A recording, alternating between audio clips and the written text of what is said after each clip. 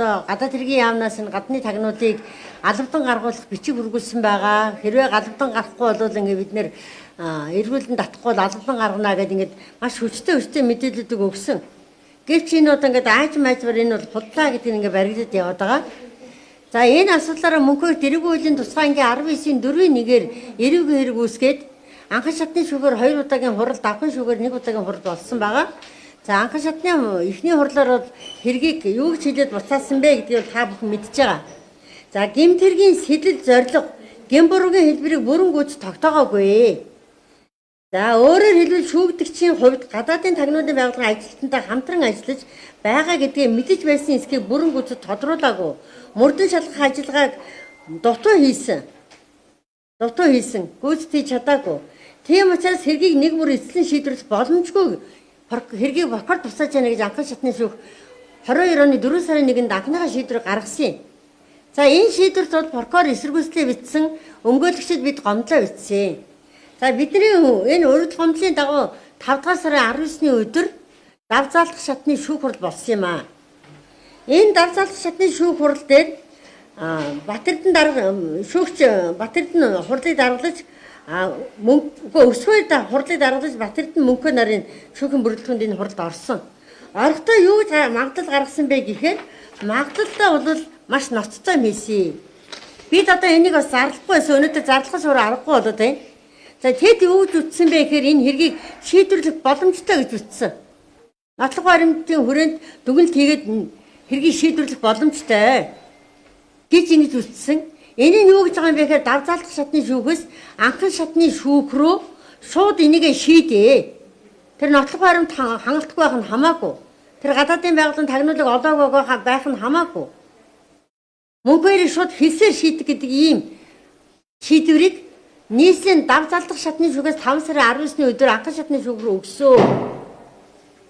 Нотлох баримт нь эргэлзээтэй гээд байхад ингээд 88 хоногийн дараа буюу 6 сарын 28-ны өдөр анхан шатны шүүхийн даалгаврыг биелүүлж мөнхөөрийг хуйлгүйгээр 10 жилийн ялыг ганцхан гэм буруутай гэдэг үгэлбэрээр ялсан юм аа. Тэгээ одоо давтар хүрээд ирсэн. Эргээд. Тийм учраас бид энэ давхын шүүх хурал дээр ганц прокурор Батбанб гэдэг ганц прокуророос татгалзан гаргасан. Яагаад? Бид хизээж бүгд найрамд хятад ард улсын эрх ашгийг хамгаалж хүн ялалдаг прокурорд нэг шүүх хуралд ор суухгүй.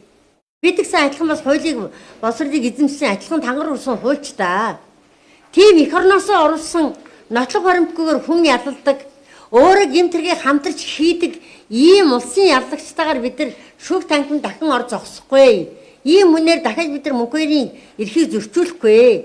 Дахиж Монгол улсын нэрийн өмнөөс тэр ялах дүгнэлтийг дахиж уншуулахгүй гэж татгалзан гаргасан юм аа. Гэтэл энэ 9 сарын 13-ны өдөр шүүгч Дарьсүрэн Оолчин ариун хишиг нар бидний татгалзыг хүлээж аваагүй. Тэгэхээр бид нар одоо прокурортойгоо ижил байр суурьтай байна гэж үзээд энэ 3 шүүхээс шүүгчийн нарын бүрэлдэхүүнээс татгалцсан. Харамсалтай нийслэлийн эрүүгийн хэргийн дав заалдах шатны шүүгчид нийт бүрэлдэхүүнээр зөвлөлдөөд бидний гаргасан татгалцыг бас дахиж хүлээж аваагүй. Тийм учраас бид нар нийслэлийн эрүүгийн хэргийн дав заалдах шатны нийт шүүгчдээс нь тэр дорн татгалзан гаргасан. За тэр татгалзан гаргасны хариуг өнөөдөр сая авлаа. Дөнгө сая нэгсээр бол арайч үеийн тогтоолыг авлаа. Энд дээр 11 шүүгч гаргаж сурсан байгаа. 4 шүүгч нь амралттай байгаа гэсэн үг. Тэгээ энд 11 шүүгч дотор урд нь мөнхөөрийг 5 сарын 19-нд татгалзан одоо анхан шатны шүүх рүү тэр ялал гэдэг үүрэг өгсөн 2 хүний гарч байна. За сая татгалзан хүлээж авахгүй хятадын нэрийн өмнөөс мөнхөөрийг ялхан зүйтэй гэж үзээд ганц прокурорыг татгалзан гаргаж чадахгүй байгаа 3 шүүгчийн нэрийн дотор байж байна. Тийм учраас одоо нийслэлийн бүх шүүгчнээс бид татгалзаад байгаа юм. Гэтэл одоо энэ татгалзанг бас хүлээж авахгүй гэж байна. Хүчээр энэ хүнийг яллах гэж ингэж улаар нь дайрч байна. За хүний эрхийн үндэсний комисс биднээс удаадараа хандсан. Хүний эрхийн үндэсний комиссоос мөнхөөрийг ирээдүйн шүүлсэн байна. Прокурор Батбанб гэдэг нь бол хууль зөрчсөн байна. Шалах ёстой гэдэг ажилтны тэмцээн газраас шалгуулж байгаа. Тэгэхээр хариуцлага тооцоолох гэдэг ингэ шалгалтанд орсон прокурор хүн ядлаж болохгүй. Мөн одоо энэ нийслэлийн давталт шатны шүүхэд бас хүний эрхийн комиссаас бас бичиг хүргэсэн байгаа. Энэ хүний эрхийг хамгаалах сэтгүүл шүүний асуудал дээр онцгой анхааралтай хандахгүй хууль зөрчиж байгаа юм байна гэдэг дээр бас хүргүүлсэн байгаа. Энэ зөвхөн битэрийн байр суурь биш. За энэ сая энэ тогтоол дотор шүүгдэгч мөнх хоёр өөрөө бас татгалзан гаргасан байгаа. Гэтэл мөнх хоёрын татгалзан энэ дотор бичээгүй байна. Шүүг ингэ дураараа авирлж байна. Дав заалт шатны шүүг дураараа авирлж байна. Шүүгдэгч бас гаргацсан байхад шүүгдэгчийн тухайн дотор хүн голөөг дуудахгүй гэдэг шиг хүн тооцохгүй энэ дотор татгалзлын нэмийг оруулаагүй байна. Гэмдүү дураараа авирлж байна. За ийм учраас бид нар улсын хурлын 76 гишүүнд сая 9 сарын 16-нд мөнх хоёр гэдэг хүний асуудлаар юу болоод байгаа юм бэ? Ямар дурсгалын асуудал явагдаад байгаа юм бэ? Яаж энэ үндсэн хууль ёсыг зөрчөөд байгаа юм бэ? Яагаад нотлох баримтгүй хүн яллах асуудал үүсгэж байгаа юм бэ гэдэг дээр улсын хурлын бүх гишүүдийн гар дээр нь мөнх хоёрын энэ гэмтэргийн асуудлаар бид нар мэдээлэл хүргэсэн. За одоогийн байдлаар 16-7 их хурлын гишүүдээс хариу ирээд бид нар авч судалж үзээ хариуг нь гэсэн юм бичиг мэдээлэл хүлээж авчиад байгаа. Тэгэхээр бид нар энэ асуудал дээр маш нухацтай хандахгүй бол хэнийг хизээч үндсэн хуульгүй юм шиг, эрүүгийн хуульгүй юм шиг тусгай ангид заагаагүй байгаа тийм одоо асуудлыг шууд ингэ шийдээд явдаг юм хүчирхийллийн нийгэм үүсчихэд байна. Тийм учраас бид нар дахиад маргааш шүүх хурлыг одоо биднэрт хүндэтгэлгүй хандаж энэ шүүх хурлыг бидэнтэй ярилцлагаар цовлон зарласан байгаа. Маргааш 13 дахь хурал гэж зарласан байгаа. За бид маргааш 13 дахь хурал дээр очино. Батбанб гэдэг энэ прокурорыг татгалзаагүй цагт мөнх хоёрын асуудлыг бид нар шударгаар шийдэх ямар ч боломжгүй учраас дахин татгалзлаа гаргана гэсэн юм бодолтой байгаа. Яа сайн байцгаана. Тэгэхээр нийслэлийн дав заалдах шатны шүүх энэ мөнх хоёр гэдэг хүнд хэлсээр 10 жил хорих ялах нөхцөлийг бүрдүүлсэн. Яагаад гэхээр энэ дав заалдах шатны шүүх хуралдахдаа энэ өс хоёр Батэрдэн Мөнхөө гэдэг 3 хүн энэ хуралдааныг зохион байгуулж явуулсан. Гэтэл энэ дээр өмнөх анхан шатны шүүхтэр Сүхбаатар дүүргийн анхан шатны шүүхтэр бүх үндсэл гаргасан тэр нотлох баримттай энэ хэргийн нотлох баримт эргэлзээтэй нотлох баримтаар тооцох эргэлзээтэй нотлох баримт гэж үзээд тооцож болохгүй нэ энийг нотлох баримтаар тооцож болохгүй нэ гэсэн нөгөө нэг тагнуулын газрын хуурамч нотлох баримтууд лавлгаанууд өөрсдөө зохиож хийсэн лавлгаанууд энэ төр чинь эргэлзээтэй нэгснэ нотлох баримтаар тооцохгүй гэж үзсэн анхан шатны шүүх. Гэтэл тэрийг анхан шатны шүүхийн тэр лавлгаанууд энэ тэрийг одоо дав заалдах шатны шүүх шууд нотлох баримтаар тооц гэсэн тийм шаардлага тавьсан байгаа байхгүй юу? Ерөөсөө нотлох баримтаар тооцож наадхаа ялал. Гэхдээ яагаад нотлох баримтаар тооцох үндслээ бичээгүй. Тэр үн дээр юу ч бичээгүй зүгээр л наад бүх хэлсэн юм та нар нэг өсөндөө үний юм шууд худлаа гэж хэлээд та нар ялал гэсэнтэй адилхан байхгүй юу? Шууд эднэр бол гэмт хэрэгтэнтэй хамтран оролцож болж хуурч байгаа. Нийслэлийн дав заалдах шатны энэ 3 шүүгч одоо Өсөх хоёр Батэрдэн Мөнхөө энэ 3 шүүгч сахилгын хороогоор нь бид нар өгнө. Сахилгын хороонд Монголын шүүхийн Монгол улсын шүүхийн сахилгын хороонд өгөх хэрэгтэй байхгүй юу? Энэ хүмүүст анхан шатны шүүхэд шууд тулгаж өгсөн байгаа байхгүй юу? Та нар магадлал бичгтээ тэр магадлал дээр ерөөсөө энийг шууд шийдвэрлэ гэж. А тэрний дагуу ард нь бол бид нар байгаа гэдэг утгыг агуулж штэ. Хоёр дахь шатны шүүх бид нар наадах чинь шийднэ. Та нар наадах шийдвэрлэх гэсэн учраас анхан шатны шүүх энэ хэргийг шууд хэлсээр 10 жилийн ял ямар ч үндэслэгүйгээр үндэслэж бичихгүйгээр өгсөн байгаа байхгүй юу? Тэгээ одоо дав заалдах дээр буцаад хүрээд ирсэн тохиолдолд нь бид нар тэгж бас бодсон байхгүй юу? За яах вэ юу яа? Шүүгчнэр нь солигдох байх. Тийм учраас бид нар юу ч гэсэн бас шүүхэд нэг итгээд энэ прокурорын өөрчлөлтөөс арга байхгүй гэдэг шаардлагыг бид нар тавиад татгалцсан. Гэтэл прокурорыг ерөөсөө юуг нь огт тоохгүйгээр ерөөсөө шууд хүлээ авахгүй татгалзлыг хүлээж авахгүй. А 3 шүүгчийг хүлээж авахгүйгээр татгалзал гаргасан чинь бид бас хүлээж авахгүй. Тэгэхээр бид нийтэд нь гаргахаас өөр арга байхгүй. Ягаад тэр прокурорын төлөө эдгээр амь тавин дайрна вэ тийм ээ? Тэгэхээр энэ бол жинхэнэ хүний хэлсээр яллаж 2 шатны шүүхээр давхар яллаад 3 дахь шүүх бол бидний юугаар шийдээд тэр нөхрийг 10 жилээр хэлсээр хийчин гэсэн юм харагдаж байгаа байхгүй юу? Тэгэхээр энэ дав заалдах шатны шүүхийг бид нар хүлээн зөвшөөрөх аргагүй болчиход байгаа. Тэгэхээр энэ шүүхтэр энэ шүүгчид нарын ч гэсэн бид нар хариуцлага тооцоолох ёстой. А тэр прокурор бол ерөөсөө гэмт хэрэгтэнд тооцогдох ёстой. Ерөөсө бид нар тэд нар тооцохгүй байхад бид нар тооцоос арга байхгүй. Илт гэмт хэргийг эдгээр тэр нотлох баримт бүр хангалттай нотлох баримт шүүх харахгүйгээр бүр сохор дүлий хэлгүй хүмүүсийг загнаж штэ тэр шүүгс нэг зүг дуурахгүй. Тэд нар хүнийг хилмигдүүлэхийн тулд нэг зүг дуурахгүй байна. Бид нар нэг зүг дуурахгүй байж байгаад ял өгчий гэж сууж штэ. Тэгэхээр бид гэмт хэрэгтнүүд нөгөө нэг хонгол гэж яддаг штэ. Үнэхээр тэр нөгөө хонгол гэдэг чинь энэ байна. Тийм ээ? Тагнуулна, прокурор нь, шүүх нь ёстой нэг шудраг бүсийн хонгол гэдэг чинь тэр чинь явж байна. Тэгэхээр энэ хонглынхаа асуудлыг энэ одоо бид нар энэ их хурлын гишүүдэд бүгдээнд нь материал өгсөн байгаа. Энэ дээр эдгээр анхаарал хандуулах байх гэж бодож байна. Хэрхүүч бид тэр гэмт хэрэг үйлд хамтран үйлдсэн тэр прокурорыг хүлээн зөвшөөрөхгүй. Тэр хүн шалгагдах ёстой. Миний бодлоор бол тагнуулын газрын 10-аад хүн тэр прокурор одоо энэ шүүхийнхний хүртэл баримтлаа шалгах ёстой. Хэрвээ Монгол улс хуультай юм бол энэ хонглыг ингээд бид нар байлгаад авах уу? Бид нар адилхан хуульч нар тийм ээ? Тэгэхдээ тэд нар одоо тусгай бүр хаад ноёд шиг тийм байж бидний үнэн гэж хэлсэн бол үнэн болно. Худалч байсан үнэн болно гэдэг тийм шийдвэр гаргаж штэ. Тэгээ худал юм а шууд үнэн болгох шийдвэр гаргах нь штэ. Тэгэхээр ийм улаан цайм улайсан үйл ажиллагаа явж байгаа бид нар эсэргүүцэж байна. Тэгээд энэ эрэг хуулийн тусгай анги дээр тагнуул хийх гэж зүйл залт байгаа. Энэ бол 19-ийн 11. За манан гэдэг хүнийг эхлээд тагнуулыг тооцох гээд хэрэг бүртгэлийн хэрэг нээхдээ 19-ийн 11-ээр нээсэн байгаа юм. Тэгсэн мөртлөө энийг огт шалгаагүй. Ийм прокурор яаж байх ямар ч үндэсгүй.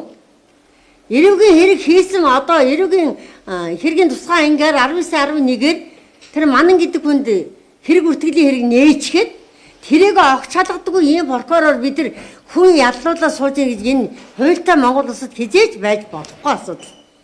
Ийм прокурорыг өмөрөө сууж байгаа шүүхийг бид нар одоо шудраг шүүх гэж хэлэх ямар ч үндэс байхгүй.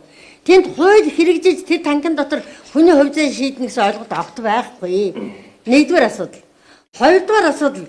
Бүгдээнд хятад ард улсын эсрэг тагнуул хийж үзвэл 10 жилийн ял онооно гэсэн эрүүгийн хуулийн тусгай анги ямар ч заалт Монгол улсын хуулинд байхгүй. Огт хуульгүйгээр хүн ялалж байгаа. Ийм прокурорыг өмгөөлж байгаа шүүгчдийг бид нар шудраг ёсыг тогтоох гэж байгаа юм байна. Үндсэн хуулиар олгогдсон шудраг шүүгээр шүлэх эрхээ бид эдлэх гэж байгаа юм байна гэд шүүх тангимд ороо сууж байгаа зүйл хамгийн тэнэг асуудал. Хамгийн тэнэг асуудал. 3-дугаарт өнөөдөр Монгол улс хятадын эрхийг хамгаалах тийм үүрэг хүлээхгүй. Монгол улсын иргэнч тийм үүрэг хүлээхгүй. Гэтэл ийм үүрэг хүлээх ёсгүй үндсэн хуультай Монгол улсад хүлээх ёстой мэтэр хүн яллаа сууж байгаа гэдэг чинь өөрөө хуульгүй улс гэсэн үг. Тэгээ энийг яллах ёстой. Ялал гэдэг үүргийг 5 сарын 19-нд нийслэлийн эрүүгийн хэргийн давзаалт шатны шүүх өөр анхан шат руу өгсөн. Энэ командаар анхан шат шийдвэрийнхэн дагуу 10 жилийн ялыг ёстой нотлох баримтгүйгээр, ёстой хуульгүйгээр ганцхан өгүүлбэрээр асуудал хийсэн. Уг нь бол шүүх тангимд мэтгэлзэн явагдах ёстой. Нэг нь яллах тал, нөгөөх нь цагаатах тал гэж. За цагаатах талыг барьсан, цагаатахчулна, яллахчулна прокурор хоёр талын үүрэгтэй. Энэ гин буруутай маа үгүй юм аа. Хэрвээ хэрэг гарсан бол гин буруу эдийн хэмжээд байна гэдэг өмгөөлдөг улсууд нь өмгөөлөгч нар байдаг. Энэ мэтгэлзэн дундаа шүүх өөрийнхөө итгэл үнэмшлээр шийдвэр гаргадаг. Эсвэл шүүх нотлох баримтыг үзээд үнэхээр итгэл үнэмшлэн төрөхөөр нотлох баримт байвал мэтгэлзэнгээр өөрийнхөө шийдвэр гаргах тохиолдол байж болох юм. Гэтэл өнөөдөр манай Монгол улсын шүүх тангимд юу болж ийм гэхээр дээрээс даалгавартай хэрэг дээр өмгөөлөгчийг л дотор нь онгол яриулна. Прокурор юу ч ярихгүй. Ганцхан ялах дүгнэлт уншина. Шүүгч асуухаа болцсон. Үнэн мөннийг тооцохгүй. Тэгэл дүн бангаар нэм. Ийм л байдал төрчээд байна. Тийм учраас хүний эрхийн үндэсний комиссаас энэ асуудал бол өөрөө хууль зөрчсөн байна гэдэг асуудлыг бол тавиад байхад тооцохгүй.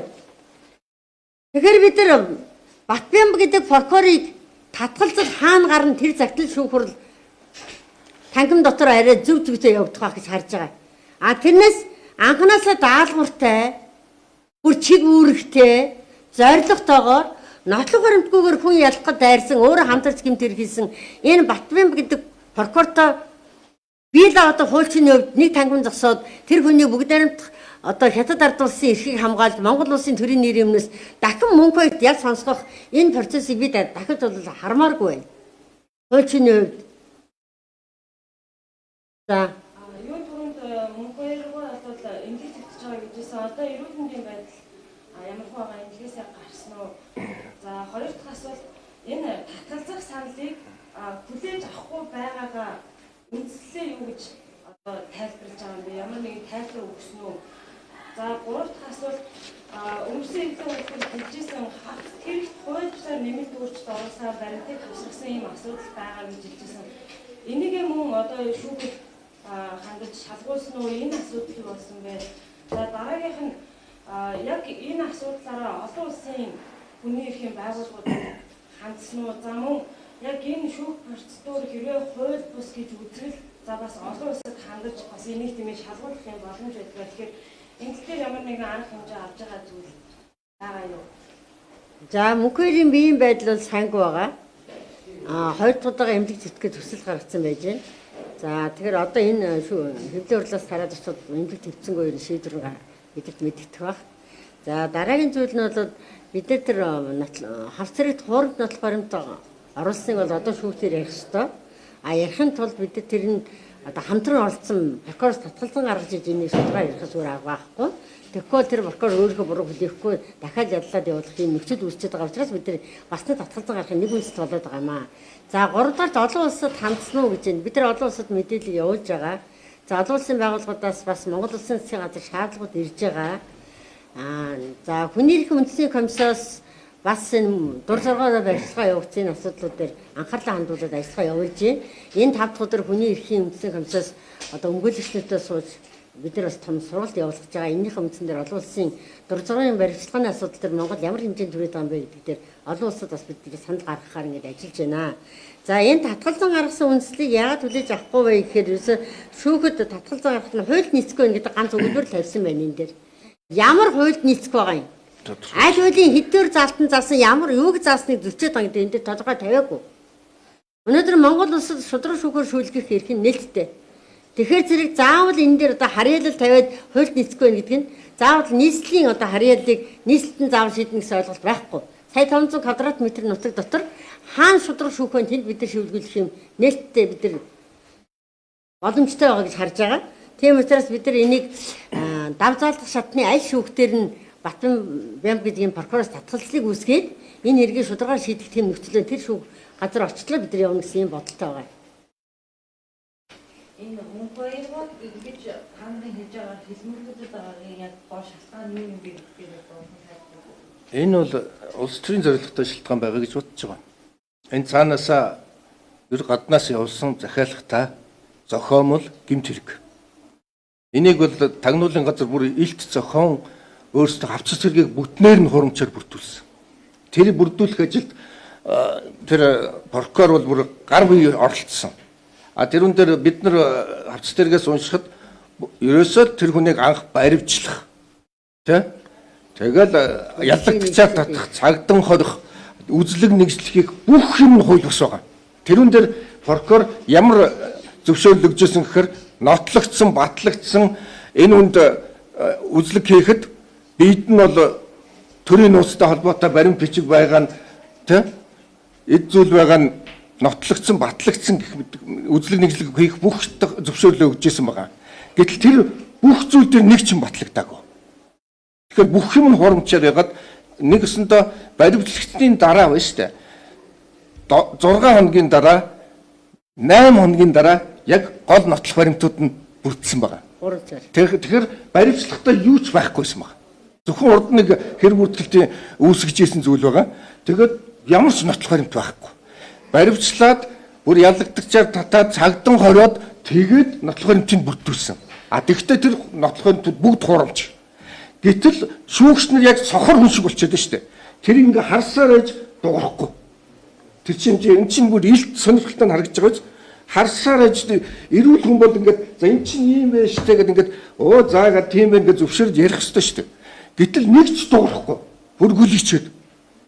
Ийм зомби маягийн болчиход шүү дээ. Тэгэхээр ийм шүүхтэй болчиход байна. Тэгэхээр давзаалдах шатны шүүхтэр бид нар ийм ноцтой алдаа гэсэн давзаалдах шатны шүүх ямар ч үндсэл бичихгүйгээр нөгөө нэг анхан шатны шүүхийн гаргаж ирсэн бүх үндслүүдийг та нар энийг хаяа. Ерөөсөө орх тий. Зүгээр наатаха ялал гэсэн тий магадлал бичиж явуулсан байгаа байхгүй. Ийм бузар юм хийчихэд одоо дав заалдах шатны шүүхийнхэн бидний ашиг сонирхол байхгүй бид нар наад хүний чинь шүүж яллана гэж сууж байгаа. Ингэж болохгүй байхгүй. Тэгээд яг тэр одоо холбогдож байгаа тэр хүмүүсийн ерөө яг ямар их ашигыг одоо ашиг хөндөгдсөн болоод энэ мөнх хоёргоо одоо бүтлүүлж Энэ эрх ашиг нь юм байхгүй. Тагнуулынхны эрх ашиг. Тэр өөрөөсөө хоромж нотлохоор тавц тэрэг бүрдүүл зохиомл хэрэг бүрдүүлсэн. Дээр нь прокурорын эрх ашиг тэр тусгай хяналтын прокурорууд нь орчиж байна тийм ээ. Одоо тэгээд анхан шатны шүүхээр хилсээр хүн ялсан эрх ашиг ороод ирж байгаа үстэй. Энийг давхардуулаад одоо дав заалдах шатны шүүх шийдвэрлээд эцсийн мөнх хоёр гэдэг хүнийг л ялтан болгож хилсээр яллаад өөрөөсөө ариун цагаан амьтад болж гарах нь шүү дээ. Тэр нэг хонглын жинхэнэ хонглын гэмт хэрэгтнүүд чинь ариун цагаан амьтан болж гарах гэдэг гэдгийг л хэлмээр байна. одоо нотлох баримтын мөнх хоёргоо байгаа гэсэн үг юм. Үгүй хавц хэрэгтэнд байгаа шүү дээ. Тийм, би чиний асуултанд хариулчих. Тий. Энэ ямар ашиг сонирхол яваад байна гэхээр ерөөсөө энэ хараа хяналтгүй нэг намын ноёрхол би энийг хянах чадвар болсон нэг намын ноёрхол байгааг нэгдүгээр илрэл байна. Хоёрдугаарт одоо тагнуул өөрөө хэргийг нууц гэдэг английн дор цаана нь ямар ч нууцгүй байхад чинь хэрэгээр нууц гэдэг английн дор зорилгоор улс төрийн зорилгоор за шуудлага хэлэхэд урд төршийнхний одоо хараа хяналтгүй лицензийг идж байгаа. Газрын хэвлийг идж байгаа. За энэ Монгол улсад оруулж ирж байгаа олон ашигтай ашиггүй төслүүд үйж байна тийм үү? За дээрэс нь одоо Монгол улсын ерөнхий сайд алтан хөрш гэдэг юм уу? Тэдний хөгжлийн галт тэргийн суулаач гэдэг юм уу? Ийм бол алдаатай үйлдвэрүүдийг мөнх хоёр маш шударгаар шүүмжилсэн. За түүнээс гадна мөнх хоёрт нэг эдрийн анхаарлын төвд байдаг юм юу гэхээр энэ хүн бол дэлхийд дээр байгаа нийт монголчууд галгалмт болсон одоо энэ Монгол туурагтнуудыг маш хөмгөөж хамгаалж тэдний төлөө их дуурдаг хүн. Ялангуяа өвөр Монголд байгаа одоо хүний хэн зөрчигдөж байгаа өвөр монголчууд тэр монгол бичиг соёлын одоо үүсгэж байгаа асуудлаар маш хүчтэй дуурдаг хүн. Тэгээ энэ байдлууд нь одоо өнөөдрийн төр засгийн тэр гадны бодлоготой улсуудын дургуутслыг хүргэсэн баг. Тэр утгаараа мөнх хоёр гэдэг нь шоронд хий, дугуй бодлого, чимээгүй бодлого гэдэг үүрэг өгсөн байх магадлал өндөртэй. Ийм учраас мөнх хоёрыг энэ үүргийг биелүүлсэн газар нь тагнуул биелүүлэхдээ нууц гэдэг нэрийн дор биелүүлсэн. Үүн дээр одоо өнөөдрийн энэ прокурорууд бол санаатаагаар хувилдаж оролцсон. Тэгээ энийг шүүх бас нэг хамтраад нөгөө бие даасан байдлаа алдчихад энд нэгдээд явж байгаа нь тун харамсалтай ийм дур зоргын зүйл болоод байна. Энэ хэргийн шүүх процедурыг олон нийтэд нээлттэйгээр явуулах ер нь бол боломжгүй юм байна. Яагаад тэгэхээр нууц хамааруулж ялж байгаа учраас та яг юмыг төвчгөөч гэдэг үгнээс юм уу шүүхэд хандаж үзсэн шүүх хурлын процессыг олон нийтэд нээлттэйгээр шууд дамжуулах. Бид зөндөө хандсан шүү дээ. Тэгээ нээлттэй болгож өгөө. Энийг нээлттэй болгоод бүх шүүх хурлыг нээлттэй зарлаад хий. Энэ дотор улсын нууц хэм түүч алгаа тий. За тэр тагнуулын гүйцэтгэх ажиллагааны тэр асуудлыг бол бид нар хөндөхгүй шүү дээ. Угаасаа тагнуулын байгууллага өөргөн үнцүү ажлын чиг өөргөн тэр юм чинь тийм ээ. Тэгэхээр энэ дотор бол төрийн нууц гэдэг нэг шийхэг өгүүлбэрч байхгүй. Тийм учраас бид нар нээлттэй болгож өг. Энийг нууцаас гаргаж өг. Нээлттэй хийж өг гэдэг саналыг бол тавьсан байгаа. Одоо нээлттэй хийх нь үтгээд ганц прокуророос татгалзаж чадахгүй ингээд хараа бүгдээр амьд хэлж шээ. 10 хэдүүлэг гарах сурчаад энэ харахгүй юу? Нэг гин ширхэг прокуророос татгалзахад юундаа ингэж их бүгдээр 90 тэрэн гараа өсгөө зураад байгаа юм тийм үстэй. Ямар Монгол ганцхан прокурортой юм уу? Тийм ээ? Анхан шатны шүүхээс зэтээдэргүй энэ хүн юу шигээгүй гэдгийг батлагчаад хахад энэ ганц прокуророос татгалзах чадахгүй бүтэн шүүхээрээ ингэж чэйжээрээ хамгаалж шээ. Энийний ард гэмтэрэг оршиж байна. Энийний ард одоо өмнөд бүгд хятад ард улсын ихээр шиг оршиж байна. Монгол улсын үндсэн хууль улаандаа гიშгэгдэж байна. Эрүүгийн хууль гიშгэгдэж байна. Тийм л учраас бид энийг зөвшөөрөхгүй. Тэгэхээр энэ үндсэн хууль бол ерөөсөө үндсэн хуулийг шууд даваад алхаж байгаа улсуудтай болцсон байж бид нар. Дээрээс үүрэг өгөөд үндсэн хууль тэр эрүүгийн хууль тэр шүүхийн хууль прокурорын хууль тагнуулын хууль огт хамаагүй болж байгаа гэдэг энэ дээр харагдаж байгаа. Тэгэхээр энийг бид нар ярих ёстой. Хуульч төчөөс ярихаас өөр арга байхгүй. Эрсдэл мэдлэг бодохгүй хамаагүй ярьж байна бид нар хэлэхээс өөр арга байхгүй. Монгол улс чинь болохоо байлаа. Тийм ээ? Эрх баригчдын үүргээр хинч юу ч хийж болох нь байна. Тийм ээ? Нууц гэдэг юм хийчихэд өчнөө асуудлууд бас яригадаад байгаа асуудалч байгаа юм байна. Энэ өмнө маш олон юмнууд гарч ирсэн. Одоо энэ үргэлжилсээр байгаа. Тэгэхээр тагнуулын байгууллага гол чиг үүрэг нь юу шүү дээ? гадаадын одоо сөрөг тагнуул гэдээ байгуулагчийн гадаадын хүмүүсийг тагнах үүрэгтэй байхгүй чиг үүрэг нь. Тэр хүмүүс Монгол улсын үндэсний аюулгүй байдлын эсрэг юм хийх үү, яах уу, Монгол хүнийг татаж оролцуулах нь гэдэг дээр хяналт тавьж ажиллах ёстой гол чиг үүрэг нь. А гэтэл энэ хэрэг дээр та нар харж байгаа үстэй. Гадаадын тагнуул гэж хүнийг хэрэг үүсгэсэн мөртлөө тэр хүнтэй нэг тогтоолч хийгээгүй. Тэгэхээр чи нэг хэрэг мөрдөн шалгах ажиллагааны тэр дотор чинь маш олон тогтоол хийгээд энэ хүн ингээд буруугүй байна, энийг тусгаарлаа, эсвэл энэ хүн ингээд хэргийг ингээд хаалаа гэдэг ингээд тогтоол хийх ёстой ш. Нэг ширхэг юм хийгээгүй байхгүй. Тэгэхээр энэ хүн тэр тагнуулын байгууллага огт байхгүй харуулж байгаа байхгүй юу. Тэгэхээр өөрсдөө хурамч нотлох баримт бүрдүүлсэн энэ нотлох баримтыг бид нар 70-80 зүйлээр баталгаажуулсан байхад шүүгч хүмүүс тэрийг олж харах нүдгүй болчиход байна шүү дээ. Сохор болчиход байна. Сохор шүүгчнэртэй болчиход байна. Тэд ойлгохгүй эргүү юм шиг ингээд суугаад одоо сая бид нар татгалцахад бүр ингээд яах вэ ийхүү ингээд гуруулаа ингээд нэг тал ингээд нэгнээс асуугаа сууж байгаа. Тэд хүчээр шийдэх гэж. Тэгэхээр энэ шүүх бол ерөөсөө нөлөөнд орцсон байна. Үндсэн хуулийн дээр алхаж байгаа хүмүүс бий болчихжээ. Энэ тэр хүмүүсийн даалгавраар энэ Монголын хуулийн байгууллага байхгүй болчихжээ гэж хэлдэг. Шууд хэлэх хэрэгтэй байна. Энэ манад гэж хүний мөнгө хоёртой ямар холбоотой юм бэ? Энэ энтхийн консул ганц мөнгөртэй ч ер нь иргэний хөдөлгөөнтэй уулзалт хийдэг хүн байсан юм байлээ. Гэхдээ энэ манан гэдэг хүнийг мөнгөртэй уулзуулаад байсан хүн нь бол энтхийн элчин сайдын одоо яамд ажилдаг орчуулагч байсан Дархан Баяр гэж хүн байна. Тэр хүн бол байнга мөнгө хэрэг дуудаж энэ хүнтэй уулзалдаг, устддаг шаардлага гарахаар тэр мөнгө өгсөн гэдэг тэр сүүлийн $1000 тэр Дархан Баяр өгсөн мөнгө хоёрт танд манан өглөө гэж. За гэрт нь байсан мөнгө нь бол Америк, Японд очиж тэр илтгэл ажлын урамшуул байсан. Тэрээс мөнгө хоёр тэгж нэх их тэмд олон мянган 200 сая цуглуулсан юм юу ч байхгүй. Авцэргийн дотор 200 сая төгөж түүч байхгүй шүү. Түүч байхгүй. Авцэргийн дотор Монголын гадаад хэргийн яамнаас тэр энтхийн элчин эргүүлэн татах тухай ямар бичиг байхгүй шүү. Юу ч байхгүй.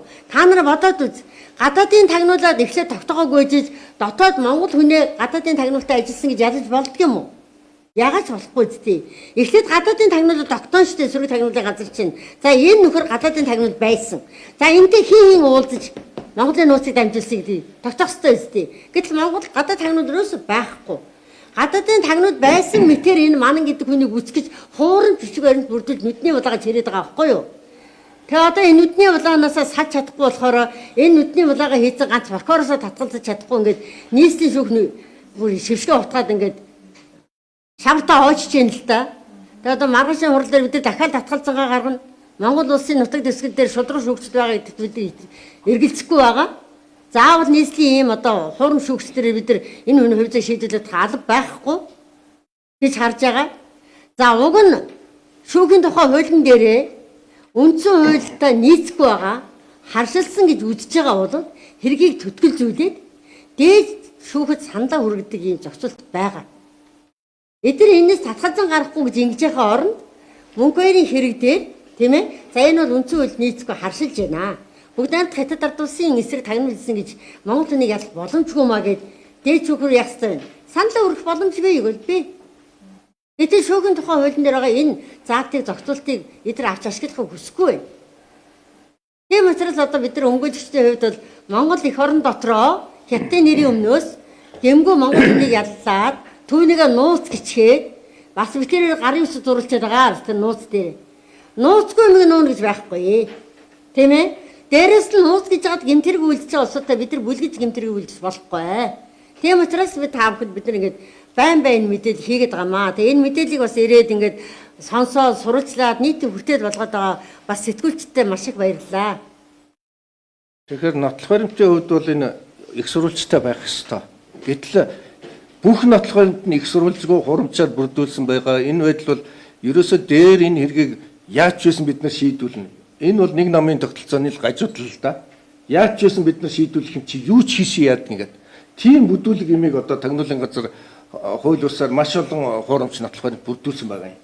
Тэгээ энэ нь одоо ингээд энэ чигээр яваад өөрсдөө асуудалд ороод ингээд тэрүүн дээр чи дарга нар нь бүгдээрээ гарын үсэг зурцсан байгаа. Тэр хуурамч нотлох баримтууд лавлагаанууд дээр.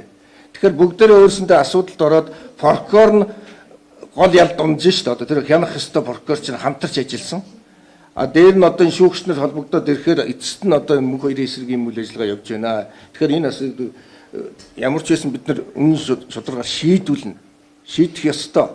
Тэгээд энэ их хурлын гишүүдэд бид нар чинь 9 хуудас материал өгсөн байгаа. Нэг гишүүнд л 9 хуудас. Тэр бол хангалттай тэрэн дээр ойлгох заах материалыг өгсөн. Эдгээр одоо ямар шийдвэр гаргахын өөрсдөө яахын их хурлын гишүүд бид нар руу ярьж ил байна. Лав 10 гаруй нь ярьсан. Энэ материалыг авна ямар ч байсан үзэн сонирхно гэдгээ бүгдийг хэлж байна те. За баярлалаа. Хэвлээ мэдээ авах бүгд.